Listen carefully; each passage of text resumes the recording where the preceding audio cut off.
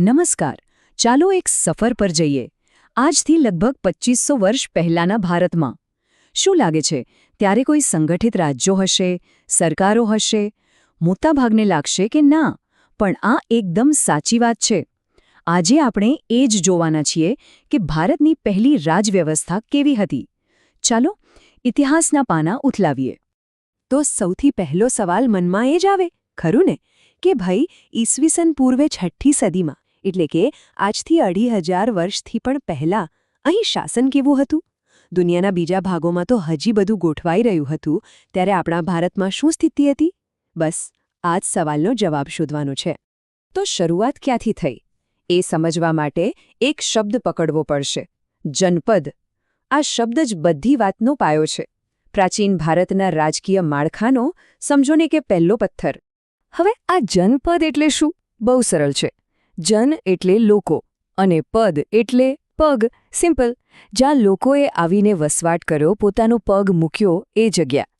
આ હતા એ સમયના નાના નાના રાજ્યો જે ખાસ કરીને ઉત્તર ભારતમાં બન્યા હતા. અને હા, એ ખાલી જમીનનો ટુકડો નહોતો, એ લોકોની ઓળખ હતી. પણ જુઓ, ઇતિહાસનો નિયમ છે. સમય સાથે બધું બદલાઈ જાય છે. બધા જ જનપદો એક સરખા ન રહ્યા.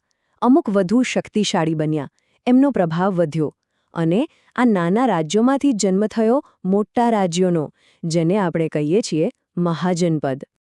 મહાજનપદ, નામમાં જેનો અર્થ છે મહા એટલે મોટું. તો આ હતા એ સમયના મહાન રાજ્યો. નાના જનપદોમાંથી જ મોટા થઈને બનેલા. એમ સમજો કે એ પ્રાચીન ભારતના સુપર પાવર્સ હતા, જેનો દબદબો આખા વિસ્તાર પર હતો. અને હવે એક ખરેખર મજાની વાત. એવું નહોતું કે બધા મહાજનપદોમાં એક રાજા હોય અને એ જ બધું ચલાવે. હા, ઘણામાં રાજશાહી હતી, જ્યાં રાજા જ સર્વસ્વ. પણ, અને આ વાત ખરેખર અદ્ભુત છે, કેટલાક ગણરાજ્યો પણ હતા. મતલબ કે એક જાતની રિપબ્લિક, જ્યાં લોકોના પ્રતિનિધિઓ ભેગા મળીને શાસન કરતા. વિચાર તો કરો, હજારો વર્ષો પહેલાં લોકશાહી જેવો વિચાર. તો ચાલો હવે જરા એ સમયના ભારતના નકશા પર નજર નાખીએ. જોઈએ કે આ મહાન રાજ્યો ક્યાં ક્યાં ફેલાયેલા હતા. આ આપણને આખી વાત સમજવામાં બહુ મદદ કરશે. આ રહ્યું એ લિસ્ટ. અહીં 12 મુખ્ય મહાજનપદો, એમની રાજધાનીઓ, અને સૌથી રસપ્રદ વાત, આજના સમયમાં એ જગ્યાઓ ક્યાં છે એ બધું જ છે. પણ આપણે આખું લિસ્ટ ગોખવા નથી બેસવાના.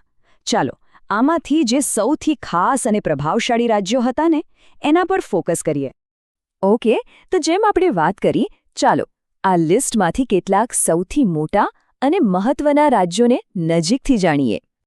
સૌથી પહેલાં આ 3 નામ જુઓ: મગધ, કાશી, કોસલ. આ નામો આપણને આજે પણ જાણીતા લાગે છે, ખરું ને? અને એનું કારણ છે.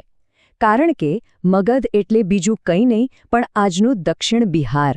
એ જ મગધ જેણે ભારતના સૌથી મોટા સામ્રાજ્યો આપ્યા. કાશી એ તો આપણું વારાણસી છે. અને કોસલ એટલે ઉત્તર પ્રદેશનો અવધ વિસ્તાર. જુઓ, ઇતિહાસ કેવી રીતે આપણી સાથે જોડાયેલો છે. ખાસ કરીને કાશીની વાત કરીએ તો પ્રાચીન કાશી રાજ્ય એટલે જ આજનું વારાણસી શહેર. કોઈ જ ફેર નહીં. વિચાર તો કરો, જ્યારે કોઈ વારાણસીના ઘાટ પર ચાલે છે, ત્યારે એ હકીકતમાં હજારો વર્ષ જૂના જીવંત ઇતિહાસ પર ચાલી રહ્યો હોય છે. અને મગધ?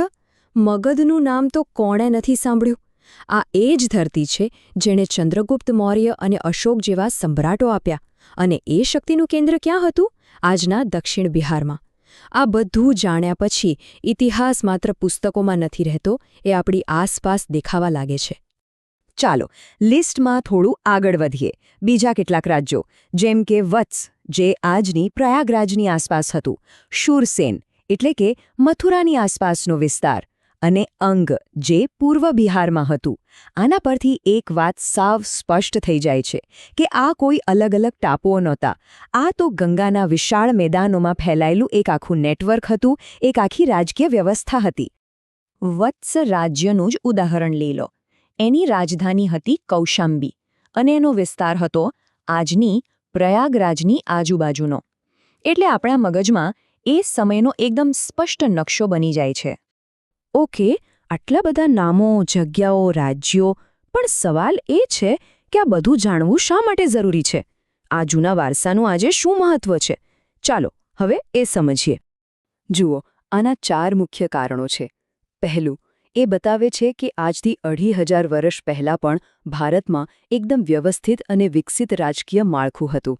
બીજું, એ આપણા ભૂતકાળને આપણી આસપાસની જગ્યાઓ સાથે જોડે છે. ત્રીજું અને સૌથી અગત્યનું, આ જ રાજ્યો ભવિષ્યના મોટા સામ્રાજ્યનો પાયો બન્યા. અને ચોથું, એ યાદ અપાવે છે કે એ સમયે માત્ર રાજાશાહી જ નહોતી, ગણરાજ્ય જેવી આધુનિક વિચારધારા પણ હતી. અને હવે અંતમાં એક સવાલ જે વિચારવા માટે મજબૂર કરી દે. આ જે પ્રાચીન રાજ્યો હતા, કાશી, મગધ, કોસલ, એમનો વારસો શું ખરેખર ખતમ થઈ ગયો છે? કે પછી આજે પણ આપણા શહેરોમાં, આપણી સંસ્કૃતિમાં, આપણી ઓળખમાં એ ક્યાંક ને ક્યાંક જીવંત છે? આ સવાલનો જવાબ શોધવા જેવો છે.